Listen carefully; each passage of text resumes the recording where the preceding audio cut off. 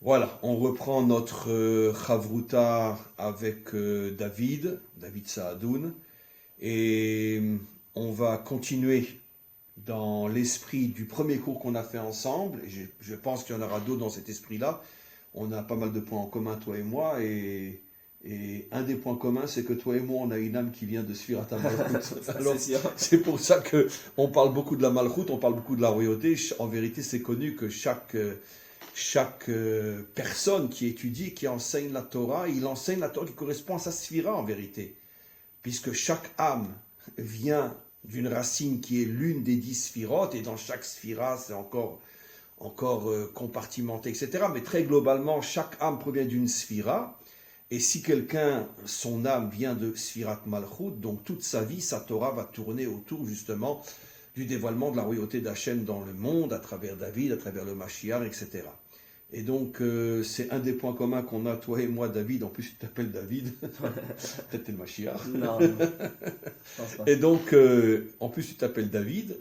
Et donc, on a en commun que c'est sûr et certain que nos âmes viennent de Sfirat Malchut.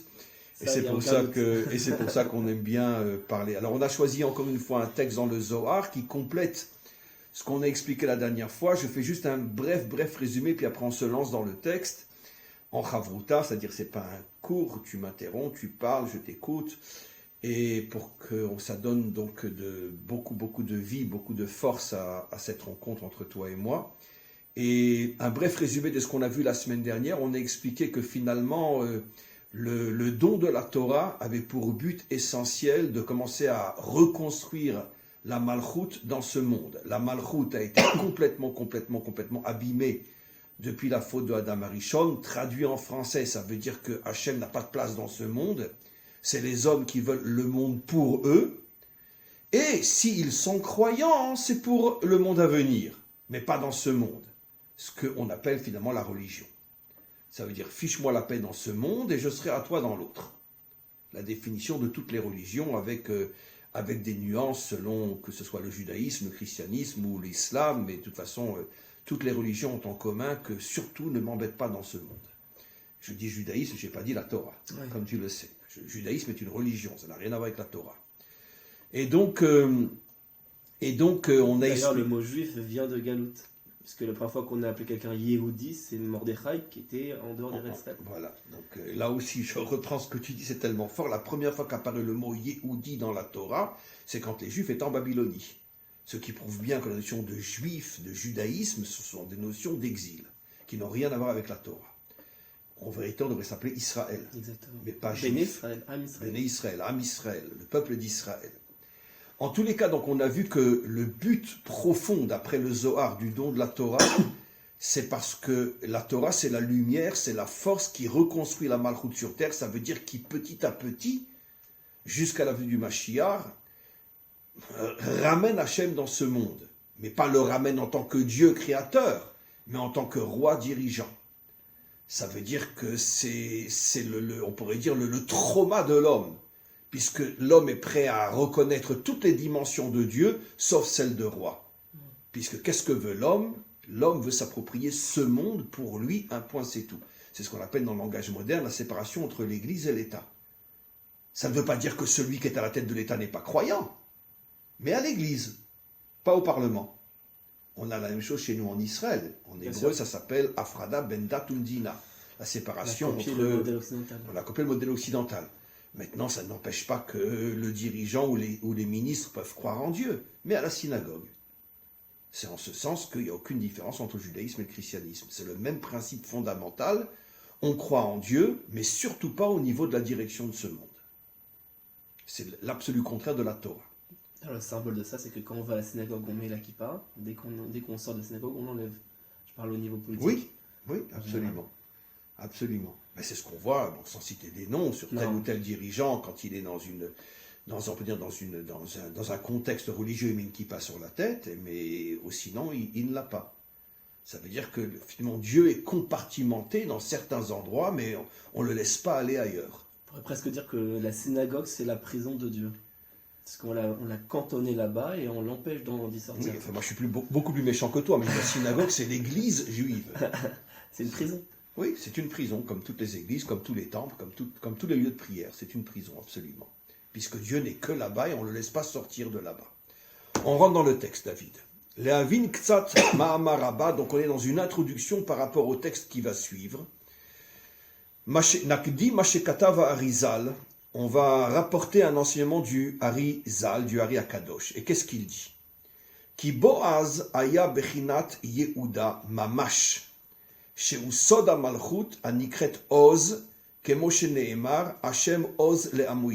s'arrête là.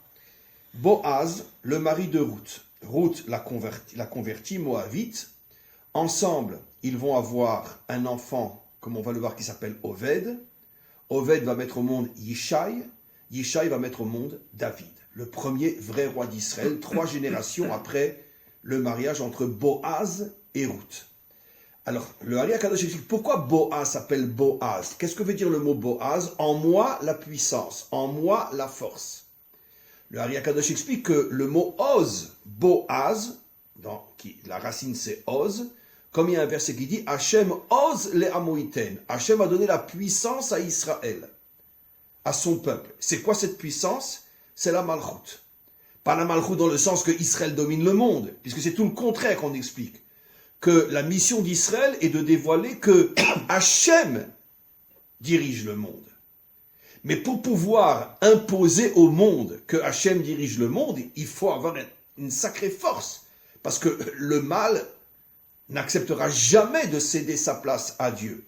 Et c'est pour ça que tous les peuples et toutes les nations veulent exterminer Israël jusqu'à aujourd'hui, malgré tous les sourires et toutes les beaux discours, mais il n'y a pas un peuple sur terre qui ne souhaite pas la disparition du peuple juif, parce que les peuples ne veulent pas céder la royauté et veulent la garder. Et les peuples ont compris que la mission d'Israël, du vrai Israël, pas des juifs, du vrai Israël, c'est de dévoiler que le seul vrai dirigeant sur terre, c'est Dieu. Et donc c'est un combat énorme qui demande à Israël une force incroyable, c'est pour ça que la Malchut s'appelle Oz. Pour dévoiler la Malchut d'Hachem, tu as besoin d'un courage, d'une volonté, d'une force inimaginable.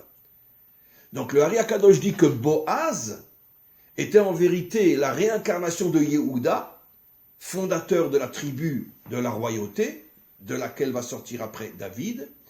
Et Boaz donc était, encore une fois, la réincarnation de Yehuda. On continue. C'est intéressant de remarquer que dans le verset qu'il cite là, Adonai Oz le Amoïten, la suite c'est Adonai Evarech et Amo Bashalom. Explique. C'est-à-dire comme si le Oz, c'est-à-dire la puissance de la Malchut, c'est la condition sine qua non pour avoir la paix et pas de l'inverse. Aujourd'hui en fait on croit que la paix on va l'avoir par la discussion, la négociation, etc., la diplomatie, alors qu'en vérité là la Torah elle nous dit la Malchut, c'est-à-dire la puissance, la force, c'est ça qui va permettre d'instaurer la paix véritable en Israël. On ne fait pas la paix avec des faibles, on Exactement. écrase les faibles. On ne fait la paix qu'avec des gens courageux que l'on reconnaît comme étant des gens forts et puissants. C'est-à-dire que quand nous on va dégager ce rose-là, cette force-là, cette assurance, c'est là que nos ennemis vont nous respecter et qu'il va y avoir des paix possibles avec eux. Tant qu'on n'a pas cette assurance-là par rapport à eux l'interprètent comme une faiblesse. Et donc ils cherchent toujours à nous monter dessus. Donc apparemment, à Bijomel, on est à des années-lumière de ça, puisqu'on fait tout le contraire. Bien on sûr. est prêt à céder Jérusalem, on est prêt à avoir un deuxième État sur un si petit territoire, et 90% des Juifs sont en train de louer le plan de paix de Trump, Exactement. alors que si on réfléchit, on se rend compte que finalement, c'est une catastrophe. La Torah nous dit clairement. Attention, lui, ses intentions sont bonnes, mais lui n'est pas Israël, donc il ne peut pas comprendre ce qu'est l'essence réelle d'Israël. Lui pense nous faire du bien. Lui, c'est un grand ami d'Israël. Lui, donc je ne le critique pas. Mais son plan, au regard de la Torah, est une catastrophe. Puisque comment imaginer de couper la terre d'Israël et de donner une partie à des gens qui sont tout simplement des voleurs, qui n'ont rien à faire sur cette terre-là. Ce n'est pas la leur. Donc à partir du moment où on accepte le principe d'amputer une partie de la terre d'Israël pour la donner à nos voisins, d'une certaine manière, on se met une corde autour du cou. La Torah nous le certifie, elle nous dit que c'est une paix falsifiée de faire comme ça. Le seul moyen d'arriver à la paix, c'est le sod du Oz, et donc de la Malchut. La Malchut. D'ailleurs, pour confirmer ce que tu dis, David a passé sa vie à montrer à tous ses voisins sa force, son Oz. C'est ce qui a fait que son fils Shlomo, Shalom, a pu régner toute sa vie dans la paix totale avec ses voisins. Magnifique. Et c'est pour ça que le Oz de David a amené le Shlomo, le Shalom de son fils. Incroyable. Il n'y a pas eu une seule guerre pendant tout le règne de Salomon. Et c'est que par le srout de son père, et on le sait, puisque quand il est arrivé devant le Beth Amidash, il a pu s'ouvrir que grâce à son père. Parce que on sait que toute sa vie, David a été critiqué, jusqu'à sa mort, il n'a même pas été reconnu. On l'a reconnu qu'à ce moment-là, quand Shlomo a invoqué son srout.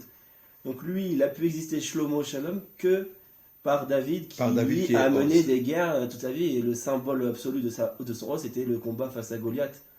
Donc finalement, d'après ce qu'on dit, on pourrait même dire, puisque c'est vraiment ce que l'on constate, que l'intention réelle, profonde de David n'était pas, on pourrait dire, de se battre contre ses ennemis pour les vaincre, mais au contraire pour amener le monde à la paix.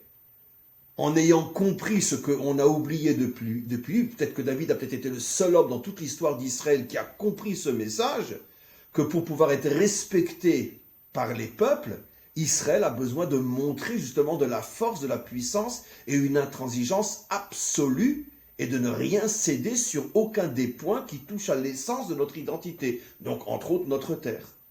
Bien sûr. C'est la différence fondamentale entre lui et Shaoul. Le Midrash, il nous dit que Shaoul, pourquoi il a été déchu de la royauté, le roi juste avant lui, et il y a une seule raison, c'est parce que Dieu lui a demandé de supprimer Amalek, il l'a pas fait. Et il a eu pitié. Et il y a écrit dans les commentateurs, Al ti yoter tzadik mi borecha. C'est-à-dire, ne sois pas plus juste, ne sois pas plus sage que ton Créateur. Ton Créateur te demande de faire un acte de puissance, de défense, etc. Et lui, il a mis sa compréhension, il a été miséricordieux envers son ennemi de cette action-là uniquement, parce que c'est pas un rachat, Shaoul. Non, c'était un grand sadique. C'était un grand sadique, et la Gemara nous dit qu'il ressemblait à un enfant d'un an qui n'a jamais fauté. Non, juste cette action-là, elle a été déchue. Et on a mis David à sa place, et le Midrash, il conclut en disant, pourquoi David il fait le tikkun de Shaoul? Parce que Shaoul, il était miséricordieux avec son ennemi, et il a fini par être intransigeant avec ses propres frères, puisqu'on sait que quand il a poursuivi David, il a tué les Kohanim. Et David, c'était l'inverse, il était intransigeant avec ses ennemis et miséricordieux avec ses frères. Il n'a jamais levé le doigt, même contre ceux qui voulaient le tuer. Tous ses ennemis juifs, il n'a jamais levé le doigt. Comme Shimon ben Gera, qui était Mored ben Malchut, qui était rebelle contre le roi, qui on sait que selon l'halakha, il a chayav mita, c'est-à-dire qu'il pouvait appliquer l'halakha. Yoav a voulu le tuer, mais David a dit non. Et David a dit, malgré l'halakha, je vais par-dessus l'halakha, je suis par-dessus, je suis miséricordieux. Je ne touche pas à mes frères. Exactement, et ça c'est le tikkun de Shaoul, c'est-à-dire qui a fait tout le contraire. Qui a fait tout le contraire. Il a été bon avec ses ennemis et impitoyable avec ses frères. Exactement. D'ailleurs, de toute façon, c'est ce qu'on voit jusqu'à aujourd'hui. Hein. C'est ce qu'on voit jusqu'à aujourd'hui. De toute façon, plus on est bon avec nos ennemis et plus on est en vérité injuste ou intransigeant avec son propre peuple. Bien sûr. Comme on le voit, toutes les injustices sur le plan social, sur le plan économique, sur le plan, c'est incroyable. Mais par contre, si un juif va construire une fenêtre sans autorisation, tout de suite on va venir, on va lui détruire sa maison, j'exagère mais presque. Mais par contre, si un Palestinien construit 3 maisons sans autorisation, on fait tout pour ne pas le savoir. Exactement. Voilà. Ok, on continue. Donc, Pirouche, chez Yehuda Nitaber Boaz. Yehuda, l'âme de Yehuda s'est incarné à l'intérieur de Boaz. Mais quand, à quel moment? C'est pas un Gilgoul, c'est un Hibour. La différence entre Gilgoul et Hibour, c'est que le Gilgoul, c'est que l'âme revient dès la naissance de l'enfant.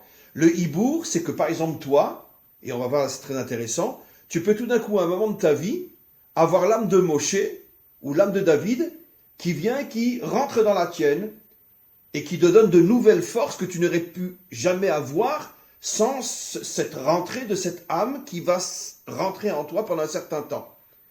Et évidemment, il faut un mérite inimaginable pour mériter que, en plus de mon âme, l'âme d'un très très grand juste va rentrer en moi pendant une certaine période pour m'aider à réaliser des choses que sans cette âme, je n'aurais pas pu réaliser. Et regardons maintenant, quand Boaz a-t-il eu le mérite de faire rentrer en lui l'âme de Yehuda, créateur de la tribu des rois? Regarde ce qu'il dit. Chez Yehuda Nitaber be Boaz, Be'et Sheba al Ruth. Au moment où Boaz s'est uni à Ruth, donc le soir où ils se sont unis, au moment de l'union, l'âme de Yehuda est rentrée dans Boaz. Pourquoi? C'est évident. Pour être sûr que l'enfant qui allait sortir serait un enfant Malchut à 100%. Même que Boaz était de la tribu de Yehuda. Mais pour être sûr que va sortir de Boaz et Ruth la lignée des rois, Oved, Yishai, David et après Mashiach, Yehuda est venu, son âme est revenue sur terre, elle s'est incarnée dans Boaz, pour qu'au moment de l'union, il y a eu une telle puissance de Malchut, que l'enfant qui va sortir, Oved, va être le premier de la lignée jusqu'à David. Et comme on va voir, Oved va faire pratiquement tout le travail. Donc, Veolida est Oved. Et grâce à ça, Ruth a pu mettre au monde Oved, qui est le premier constructeur de la lignée du roi David. Maintenant, regarde ce qu'il dit. Ou Machlon ve Kalyon em er ve onen. Le Hari Akadosh continue et il dit en vérité, Machlon ve Kalyon, c'est er ve onen. Tu te rappelles l'histoire? Yehuda, je reviens maintenant à Yehuda, a eu 3 fils. Er, Onen et Sheila. Pas Sheila la chanteuse, mais Sheila. Très bien. Er et Onen étaient 2 enfants, la Torah les appelle mauvais, et donc ils sont morts tous les 2. Et finalement après, ils sont morts sans enfants. Donc Tamar, qui était la femme de Er, se retrouve veuve sans enfant. D'après la Torah, elle doit se marier avec le frère du mari défunt, avec Onen. Onen lui aussi se comporte très très mal, il meurt lui aussi, et Tamar se retrouve une fois de plus veuve, pour la 2e fois, sans enfant. Normalement, elle doit aller avec Sheila. Mais Yehuda a très peur que Sheila meure lui aussi, parce que Tamar était une très très grande sadika, elle n'a pas osé raconter qu'en vérité les maris sont morts parce qu'ils se comportaient mal. Sur le plan sexuel, etc., ils avaient un très mauvais comportement, mais elle n'a pas voulu faire honte à leur père, elle s'est tue. Et lui, Yehuda a pensé qu'ils étaient morts parce qu'elle leur portait la peste, la poisse. Donc il n'a pas voulu donner son 3e fils. Qu'est-ce qu'elle a fait elle? Elle s'est déguisée en prostituée, elle a été avec Yehuda, et de là sont nés Peretz et Zerach. Peretz, qui lui aussi, de toute façon, est le premier fondateur de la lignée du roi David jusqu'au Mashiach. Mais en tous les cas, qu'est-ce que le Hari Kadosh dit ici? Donc on a Hervé Onen. Maintenant, qui sont Machlon et Kalyon? Rappelons-nous ce qui s'est passé. Le père de Machlon et Kalyon était un très très très grand juge, un très grand maître en Israël, de la tribu de Yehuda. Et quand il y a eu la famine, c'est dans le Sefer Shoftim, il y a eu la famine en Israël, et lui a fait une très très très grosse faute. C'était un homme immensément riche. Il a eu peur que tous ses biens disparaissent, parce que s'il reste en Israël, il va devoir distribuer pratiquement toute sa fortune aux gens pauvres, parce qu'ils avaient besoin de manger. Et donc qu'est-ce qu'il a fait? Il a pris toute sa richesse, enfin ce qu'il pouvait en tout cas emporter, pas ses champs et ses maisons, mais tout son argent liquide, il l'a pris avec lui, et il est parti vivre à Moab. Et qu'est-ce qui s'est passé? Ses 2 fils, on va parler que de Machlon. Machlon a épousé Ruth, qui était la fille du roi de Moab. Mais en vérité, c'était une très très grande faute, puisque Ruth n'était pas convertie à ce moment-là encore. Donc il a épousé non seulement une non-juive, mais en plus d'un peuple maudit par la Torah, puisque la Torah interdit la conversion de Moab. Conversion des hommes. Mais quoi qu'il en soit, même si elle est une femme et qu'elle peut se convertir, elle n'était pas encore convertie à ce moment-là. Donc Machlon commet une très grande faute de vivre avec une non-juive, en plus appartenant à un peuple extrêmement repoussé au niveau des hommes par la Torah. Qu'est-ce qui va lui arriver à lui aussi? Il va mourir. Ruth se retrouve veuve, mais elle décide maintenant de se convertir, et elle va épouser Boaz, après sa conversion. Maintenant, Machlon, lui, il va revenir dans Oved. Ça veut dire que le premier mari, ce n'était pas vraiment son mari, puisqu'elle n'était pas juive, mais le premier mari de Ruth, qui était Machlon, quand Ruth va se marier avec Boaz, cette fois-ci en tant que juive, puisqu'elle s'est convertie, son ex-mari va revenir sous la forme de son fils. Ça veut dire qu'elle va faire le tikkun, la réparation de la faute de son mari. Ça, c'est le grand secret du yiboum. C'est-à-dire que la loi qui nous dit que quand une femme se retrouve veuve, sans enfant, elle doit épouser le frère de son mari, d'accord? Aujourd'hui, bon, la loi n'est plus vraiment comme ça, mais en tout cas, à l'époque biblique, elle épouse le frère de son mari, et le garçon qu'elle va avoir avec le frère de son mari est en vérité son ex-mari qui revient sous la forme de son fils. Il y a aussi une raison très profonde à cela. C'est intéressant que la première fois qu'on parle de Yiboum dans la Torah, c'est au sujet justement de la tribu de Yehuda. Yehuda et ses enfants. Et la mère fondatrice de la Malchut d'Israël, Ruth, elle aussi a fait une forme de Yiboum avec Boaz, comme c'est marqué clairement dans le texte. Que Boaz était un proche parent de Machlon, c'était l'oncle de Machlon si je ne me trompe pas. Et donc en se mariant avec Boaz, elle a fait le tikkun de son ex-mari et elle l'a fait revenir sous la forme de son fils. On continue, regarde ce qu'il dit. Ou Machlon vekalion em onen. C'était non seulement Machlon va revenir sous la forme de Oved, mais en vérité Machlon était lui-même le Gilgoul de du fils de Yehuda. C'est-à-dire le fils de Yehuda qui est mort va revenir sous la forme de Machlon. Machlon qui va se marier avec Ruth avant qu'elle se convertisse. Il va être puni, il va mourir. Et Machlon revient sous la forme de Oved, qui lui recommence à construire la Malchut. C'est-à-dire qu'on va avoir deux fils, d'une certaine manière ratés, et Machlon. Se marie avec Tamar, mais il se comporte mal sur le plan sexuel, il meurt. Machlon, il revient, sous la forme de Machlon. Machlon continue d'une certaine manière la faute de son prédécesseur, puisqu'il se marie avec une non-juive.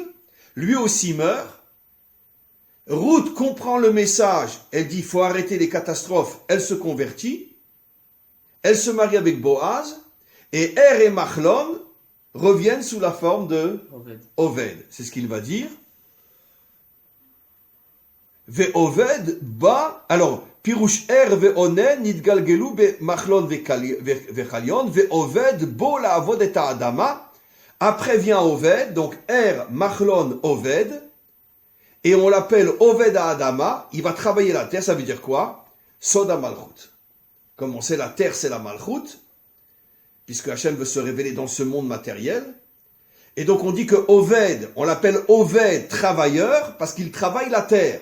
C'est-à-dire que toute la vie de Oved, il va la consacrer à la réparation de la Malchut. Ça veut dire ramener la Malchut à Hachem. Et lui est le grand-père de David. Et lui est le grand-père de David. Ou Léassi, alors qu'est-ce qu'il a fait Oved?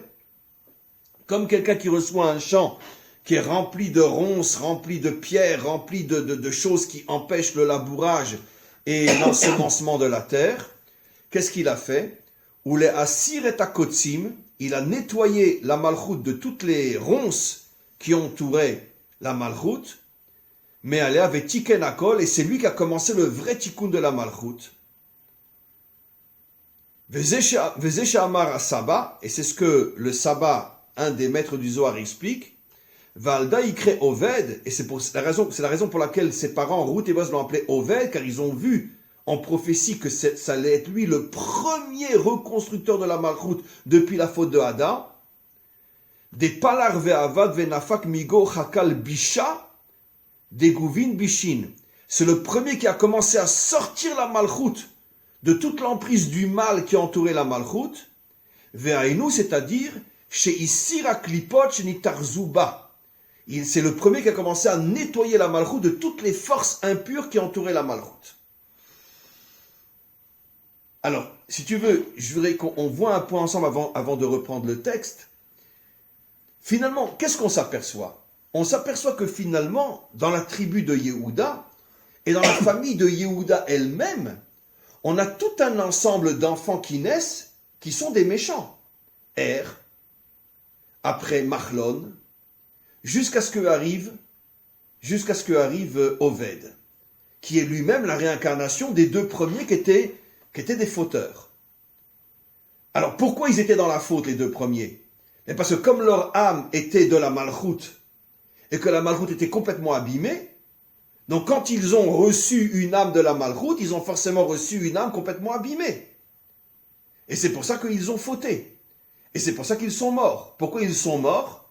Le Zohar explique dans un autre endroit, parce que c'est la répétition de la faute de l'arbre défendu qui amène la mort. Donc leur mort est le symbole du fait que leur âme venait de la malchoute et la malchoute se trouve dans un état de mort. C'est-à-dire que Dieu n'a pas de place dans ce monde. C'est comme si Dieu était mort. Mort par rapport à ce monde. On ne le laisse pas vivre dans ce monde. Et jusqu'à ce qu'on commence le tikkun de la malchoute, toute âme qui vient de la malchoute se trouve dans une situation de faute ou de mort. C'est la raison pour laquelle David, lui-même, ne devait pas vivre. S'il n'avait pas reçu les 70 ans que Adam lui a donnés de sa propre vie, il ne pouvait pas vivre. Parce que quand tu as une âme de malchoute, tu seras ou un fauteur, ou tu es en danger de partir vite. Ou, à moins que tu vas consacrer ta vie à essayer de réparer la malchoute. C'est-à-dire que si tu reçois une âme de malchoute, et que bon, tu te laisses aller, monsieur tout le monde, tu seras ou un fauteur, ou tu vas mourir pas normalement. C'est pour ça que si tu as une âme de malchoute, la seule possibilité pour que tu puisses vivre et ne pas fauter, c'est que tu vas consacrer ta vie à réparer la malchoute. Et c'est ce que Oved a compris. Oved a compris que si lui aussi il se laisse aller à être, non, quelqu'un de bien, mais comme tout le monde, ayant une âme de la malchoute, il va mourir jeune ou il va fauter. Et donc il a consacré toute sa vie à réparer la malchoute. Donc à nettoyer la sphira de malchoute de toutes ses impuretés. Peut-être qu'il faut préciser aussi l'importance. Pourquoi c'est si important de réparer la malchoute? Ça veut dire quoi, réparer la malchoute? Parce que dans le Arei Kadosh, il explique souvent que le projet final, c'est de réparer la malchoute. C'est-à-dire qu'il n'y a pas d'autre projet. C'est le seul et unique but. Après, il y a des moyens et des chemins divers pour arriver à ce but. Mais il faut savoir que le but dans tout le Sod, c'est le tikkun de la malchoute. Ça veut dire quoi en fait? Il faut expliquer que le monde, quand il a été créé, il y a deux dimensions. Le monde, il est sur une dualité. C'est pour ça que la Torah commence par la lettre Bet, qui est Bereshit, qui est la lettre 2. Qui a pour valeur numérique 2. Qui a pour valeur numérique 2, pour t'expliquer que le monde, il est fondé sur une dualité. Tout fonctionne par une dualité. Le spirituel et le matériel, l'âme et le corps, le ciel et la terre, l'homme et la femme, Israël et les nations. Tout fonctionne sur cette forme de dualité. C'est ce qu'on appelle le masculin et le féminin, Zachar ou Nekeva. Quelle est la fonction du masculin? D'être mashpias, d'être un donneur. L'homme, il donne une semence. De faire sortir la vie du féminin. Exactement. Il donne une semence et la femme, elle est mekabet, c'est un kéli, elle est un réceptacle. Et tu comprends pourquoi, j'ai pas voulu dire jusqu'à maintenant, pourquoi la faute de Er et Onen, c'est qu'ils n'ont pas voulu donner de semences dans Tamar. Qu'est-ce qu'ils faisaient, dit Rashi?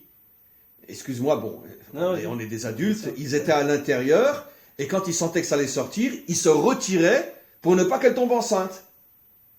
C'est exactement ce que tu expliques. Ils n'ont pas voulu ensemencer la malchoute, ils n'ont pas voulu que la vie sorte de la malchoute. Ils ont voulu la laisser dans un état de mort. Mais en fait, je pense qu'il faut expliquer surtout pourquoi il y a un instinct comme ça de ne pas vouloir aller vers la malchoute. Qu'est-ce que représente la malchoute? La féminité, tout ce qui est de dimension féminine, de dimension matérielle en fait. C'est-à-dire la dimension du réceptacle, du kéli.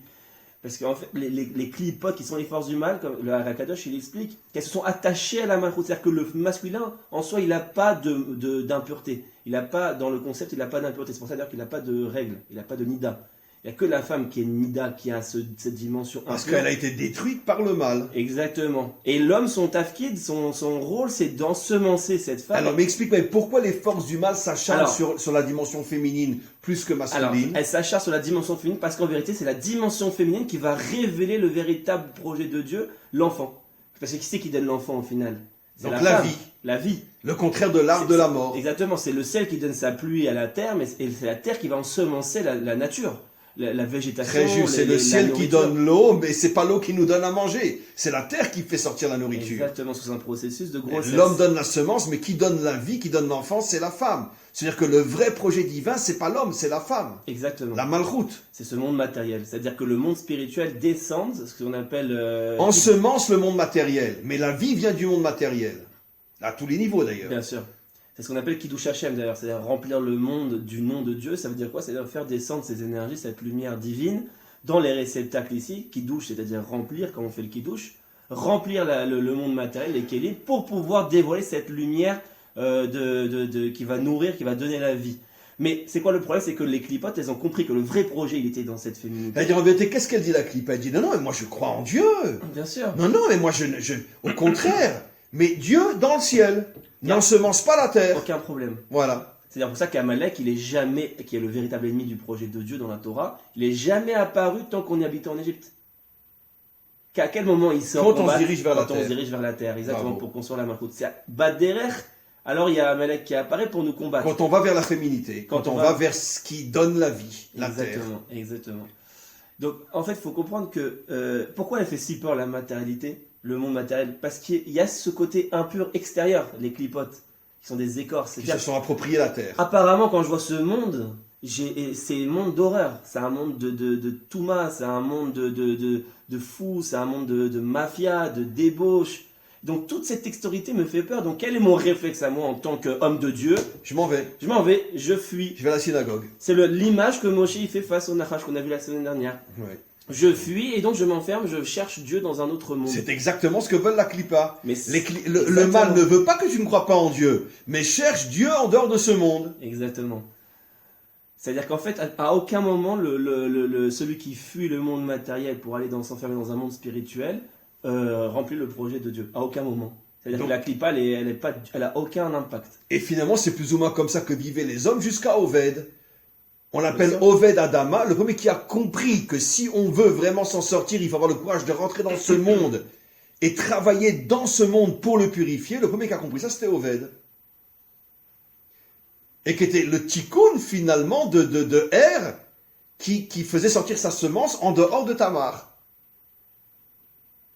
Qui est le symbole justement de la religion déconnectée. C'est-à-dire qu'en fait, il faut avoir cette conscience que le véritable projet, la véritable volonté de Dieu, il est là-bas. Il faut avoir cet idéal, parce que si on ne comprend pas ça déjà, alors on pense qu'on est dans le émet d'être en relation avec Dieu de manière spirituelle. On pense que c'est ça le émet, on pense que c'est ça. C'est-à-dire qu'on a déjà pas conscience. Et on sert et on est le complice du projet du serpent. Exactement. C'est exactement ce qu'il veut le serpent. Surtout étudier et prie toute la journée. Exactement. Mais laisse-moi le monde à moi. En fait, la prière et l'étude sont un moyen, pas un but. Exactement. Mais lui, le serpent en a fait un but. Exactement. Au lieu que ce soit un moyen. J'ai besoin d'étudier pour avoir la force de rentrer dans ce monde et le purifier. Mais c'est tellement ironique, parce que quand on étudie la Gemara, on étudie que des lois nationales. Terrestres. Des lois terrestres. La vache qui a fait le trou, donc il est responsable, les litiges entre les hommes, etc. Toute la journée, dans les yeshivot, on étudie ces choses-là, mais on en a fait un but. C'est-à-dire, comme si l'étudier, c'était un but. Mais non. Pourquoi tu l'étudies? Le but, c'est de le réaliser, d'en créer une société basée à partir de ces concepts-là. De réaliser ces concepts sur Baba Kama, Baba Metsia, 80% de la Gemara, en fait, car c'est que des lois terrestres. Alors le but, c'est pas uniquement de les étudier. Tu les étudies, tu t'y attaches très bien, mais après, il faut les réaliser. C'est ça la malroute. C'est de réaliser l'étude.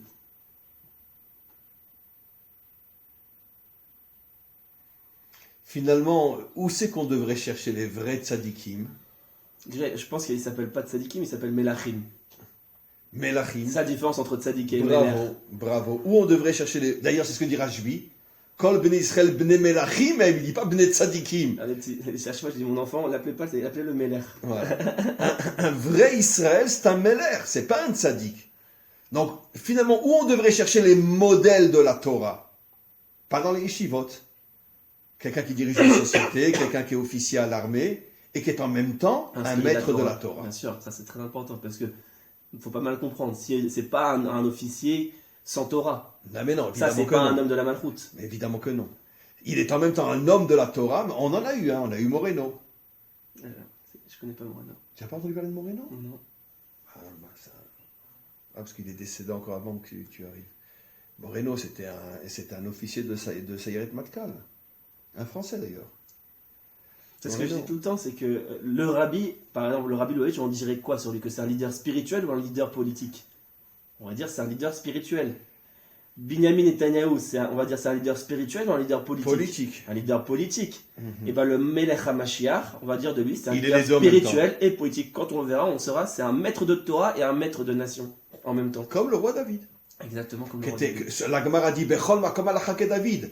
Partout où David ouvrait la bouche en Torah, la loi était comme lui. Il avait toujours raison.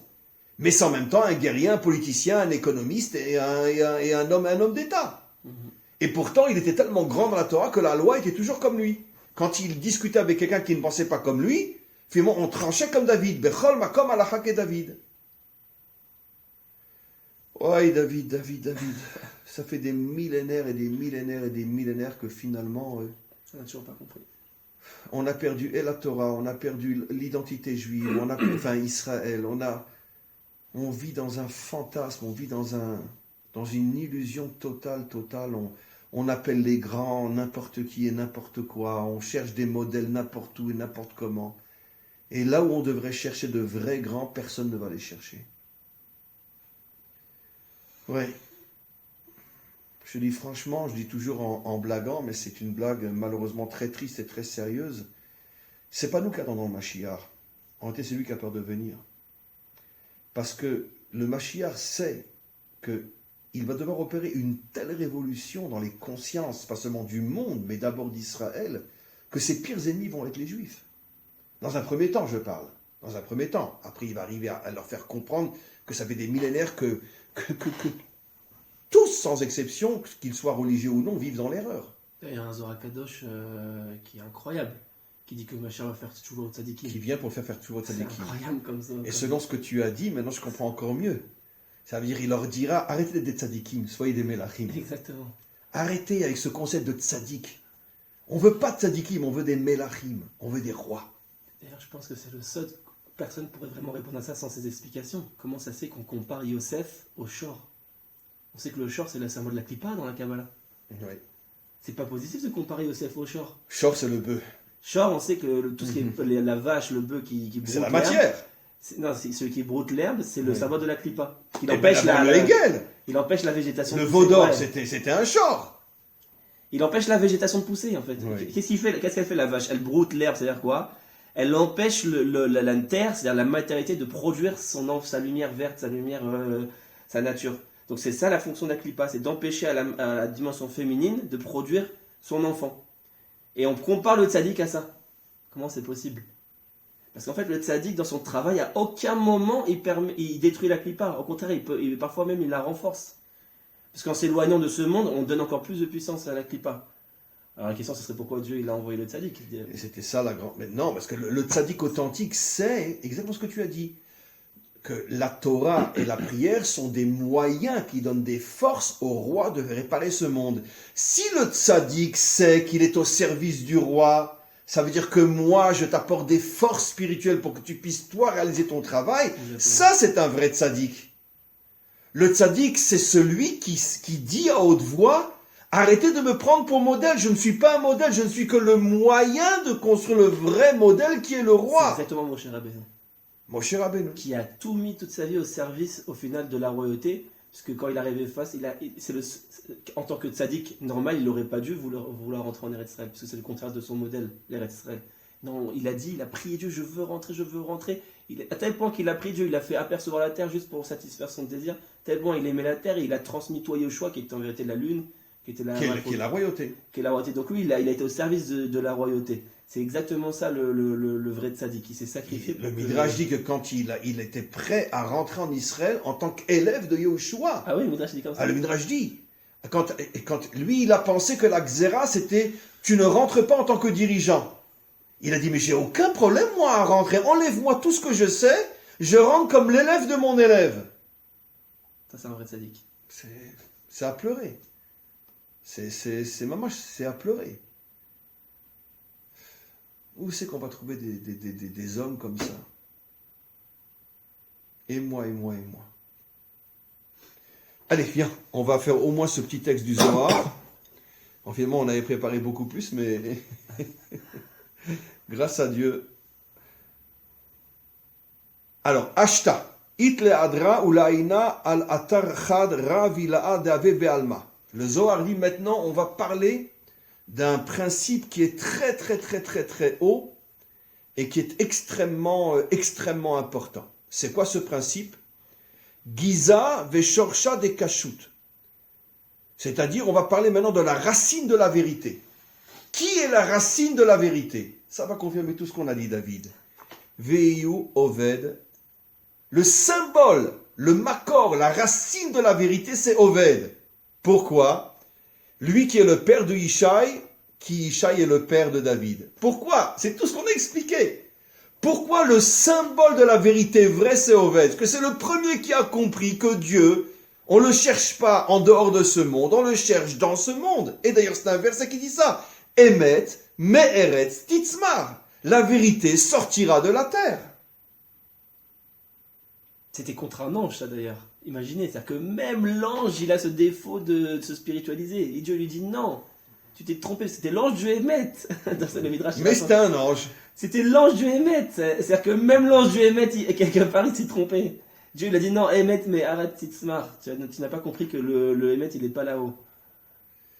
Bon, mais j'ai quand même un problème. Alors, comment qu'on fait jusqu'à aujourd'hui? Alors, si on veut une bénédiction, si on veut une prière, on va aller trouver des gens qu'on appelle nous tzadikim, mais qui n'ont pas une activité matérielle concrète. Ils n'ont pas forcément fait l'armée, ils n'ont pas d'affaires, ils n'ont pas de ci, ils n'ont pas ça, ils sont toute la journée avec un livre. Alors, on devrait arrêter d'aller chez ces gens-là. Là, on va se faire descendre, là. On devrait arrêter. Bon, moi, personnellement, j'y vais jamais, hein. Mais on devrait arrêter, on devrait dire aux gens, arrêtez, c'est pas... Ou quoi? Puisque le Zohar dit, la première fois qu'on a rencontré la vérité vraie, c'était Oved. Et pourquoi? Parce qu'il était Oved Adama, parce qu'il a passé sa vie à essayer de faire le tikkun du monde matériel. Oui, je pense qu'il y a un point très important à préciser avant de continuer quand même, parce que vous me posez une question qui est fondamentale en fait pour tous les juifs, est-ce qu'il faut continuer ou pas? Il faut comprendre une chose comme ça. Il y a des vrais tzadikim. Les vrais, c'est-à-dire quoi être un tzadik? C'est-à-dire un homme entièrement spirituel. On a vu des hommes comme ça. Évidemment. On a vu Baba Saleh, on a vu le rabbi qui avait cette capacité. Vraiment, on pouvait aller les voir, les consulter pour qu'ils nous aident, qu'ils nous dévoilent, même qu'ils faisaient des miracles. Donc il y a des hommes qui sont descendus sur terre avec cette capacité. Moshe Rabbeinu le premier. La question c'est de savoir, est-ce qu'on le prend comme modèle ou non? C'est pas de savoir est-ce qu'on le rejette lui en tant que personne. C'est ce que lui, on va en faire un modèle, c'est ce qu'il représente, on va en faire un modèle. Est-ce que c'est lui le but final? En Exactement. vérité, David, ce que tu as dit, c'est mamash, c'est les paroles d'Hachem dans ta bouche, parce que c'est mamash la vérité vraie. Et c'était ça, la marloquette entre Yosef et Yehuda. Chacun disait, c'est moi le modèle. Yosef n'avait que 17 ans, donc il était dans l'erreur. Il dit, le modèle, c'est moi, la preuve, mes rêves le confirment, vous vous prosternez tous devant moi. Et Yehuda disait, non, le monde ne peut pas tenir sans les tzadikim, mais le modèle, c'est moi, c'est le roi, c'est pas le tzadik. Exactement, c'est mamash ça. C'est vraiment une question de modèle, c'est pas une question de la personne elle-même. Exactement. Donc bien sûr qu'il faut aller voir les tzadikim. Bien sûr. Mais il nous est interdit de dire que c'est eux le but final du juif construit. Aujourd'hui, on les applique comme modèle. Aujourd'hui, un juif lambda qui veut se construire dans la Torah, sa première activité, son premier modèle, c'est de vouloir devenir un Baba Saleh. Alors qu'en vérité, lui, il n'a aucune raison de devenir. Au contraire, il ne faut pas qu'il devienne Baba Saleh. Son modèle, lui, c'est autre chose. Mais le grand problème, David, c'est qu'on n'a pas de modèle de roi dans le sens thoraïque du terme. On n'a pas, parce que comme tu l'as dit toi-même, dans le monde des affaires, dans le monde politique, dans le monde militaire, on n'a que des gens, au plus gentils, mignons, quoi. Mais on n'a pas des exemples de Torah dans ces rayons-là. C'est pour ça qu'on pleure tant pour avoir Mashiach. Alors c'est pour ça que finalement quand on voit quelqu'un qu'on sent que la présence divine est sur lui, c'est précisément ceux qui ne sont pas dans ce monde. Et c'est pour ça que ça fait des millénaires qu'on se trompe.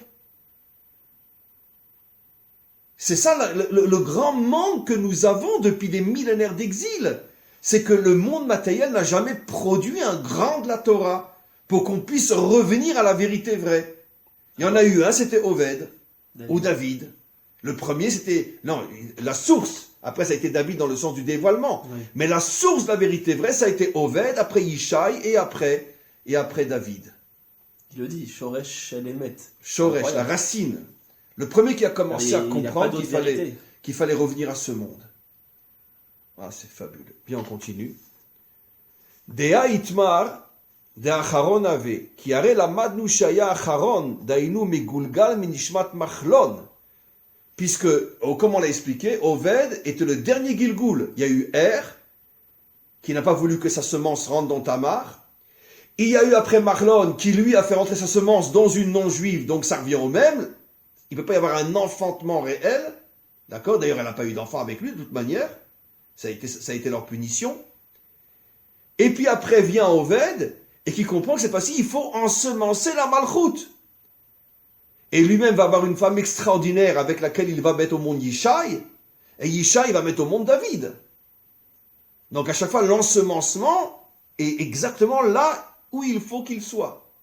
Jusqu'à ce qu'on arrive au roi David. Donc est-ce qu'il dit Ki ouaya bna shel Ruth.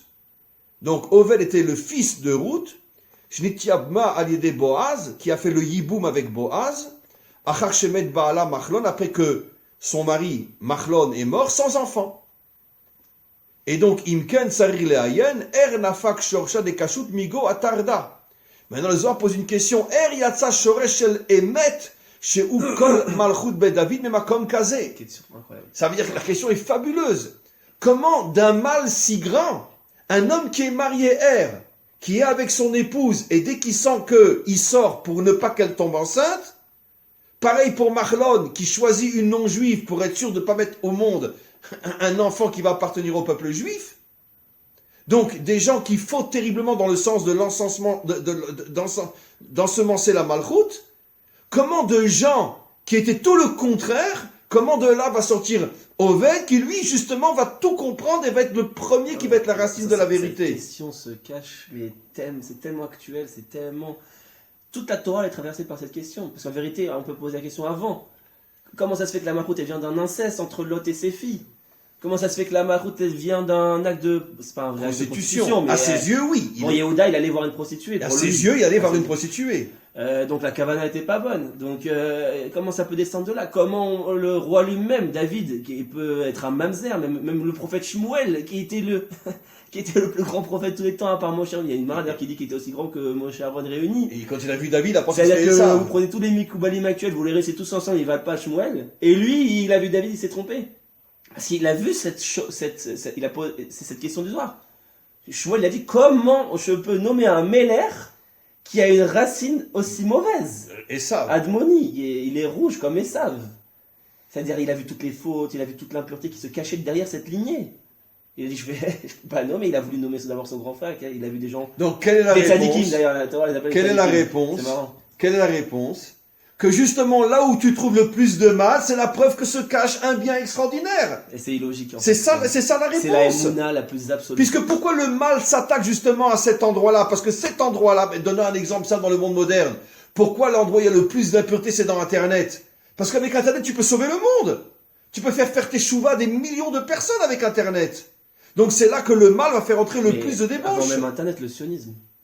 Et pareil pour le sionisme. Le sionisme a une racine. On sait qu'il y a eu des mauvaises choses qui sont passées. Les dirigeants étaient anti-religieux, ils étaient aucun rapport avec la Torah. Donc, et d'ailleurs, tous les tzadikim ont fait la même erreur que Shmuel. Ils se sont opposés à ça en disant, mais moi je suis kadosh, moi je veux pas le sionisme. Mais je comprends pas la racine. Mais comment ils ne comprennent pas? Mais comment ils ne comprennent pas que là où tu vois un mal énorme, c'est la preuve que se cache un bien incroyable?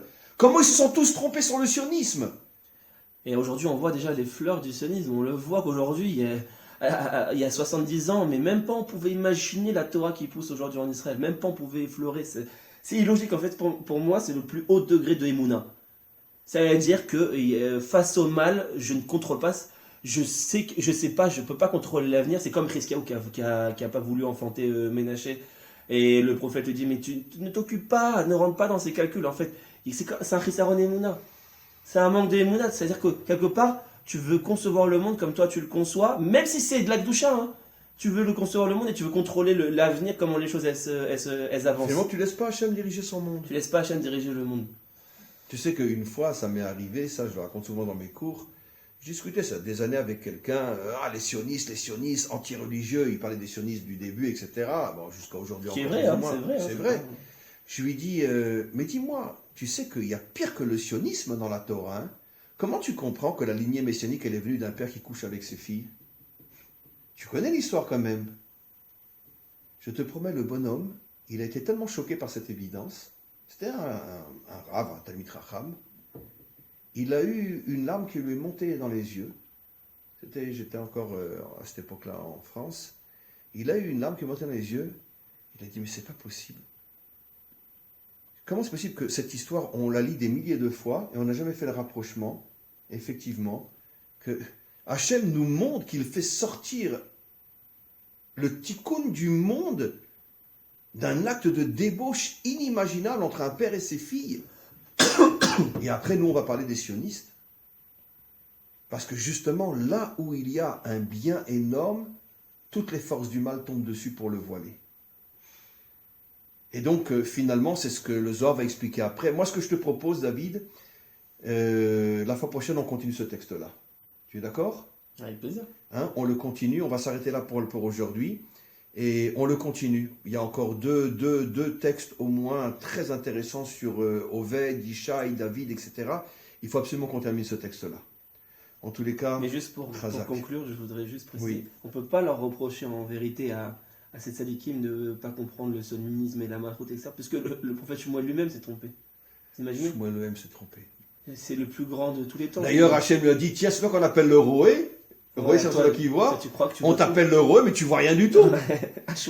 Donc, en vérité, tu as raison, David. Une fois de plus, si Shmuel, qui était 1 milliard de fois plus grand que tous les tzadikim de toutes les générations réunies, tous ensemble ne lui arrivent pas à l'ombre de sa chaussette, et pourtant il s'est trompé sur David, puisqu'on dit que Shmuel était aussi grand que Moshe et Aaron ensemble, comme tu as dit. Donc qui peut se comparer à Shmuel ? Personne. Et pourtant il s'est trompé sur David. Donc finalement tu as 100% raison, il ne faut pas critiquer ceux qui se sont trompés sur Herzl ou sur Ben Gurion, etc. Parce que finalement si Shmuel a pu se tromper, ça veut dire que il y a quelque chose ici d'un mystère qu'on n'arrive pas à comprendre. Alors pourquoi toi et moi on comprend et eux n'ont pas compris ? C'est ce qu'ils vont dire tout le monde, et dire mais vous, si j'avais une discussion comme ça, très à Shabbat, hier. Enfin il y en a un qui ne s'est pas trompé, c'est le Rav Kook. C'est le seul. Le seul qui ne s'est pas trompé. Il y a des gens inspirés, Rabbi Shimon Bar Yochai. C'est lui qui a dévoilé le Zohar, qui est toute la base de cette idéologie-là, de la malchoute, de la malchoute, le Arya Kadosh. Oui. La chassidoute dans un certain sens, même si malgré tout il y a un peu de tendance antisioniste dans les mouvements chassidiques, mais... enfin la chassidoute je ne le dirai plus aujourd'hui. La chassidoute du Baal Shem Tov, oui, mais ça fait longtemps que le Baal Shem Tov il a été enterré par les chassidim. La chassidoute aujourd'hui n'a plus rien à voir avec la Torah du Baal Shem Tov. Et vous remarquez qu'à chaque fois, c'est les gens qu'on a cités, ils ont été critiqués. C'est-à-dire que ça n'a jamais été accepté dans le... Rav Kook était considéré comme un hérétique. Oui, bien sûr. Comme un hérétique pendant des décennies. Aujourd'hui, c'est fini, mais pendant des décennies... Jusqu'à aujourd'hui, là, encore. Hein. Oui, mais enfin, c'est plus comme avant, oui, c'est plus comme avant. C'est plus comme avant. Et ça veut dire qu'en France ou aux États-Unis, on ne va pas étudier le Rav Kook. Moi, avant de venir en Israël, je ne connaissais pas le Rav Kook. Pourtant, j'ai été 20 ans à la synagogue. J'ai jamais entendu le nom Rav Kook de ma vie. Oui. Tu as raison. Et pourtant, c'est l'étude principale qu'on devrait avoir qui nous incite à venir vers Israël. Bien sûr. Allez, on continue la semaine prochaine.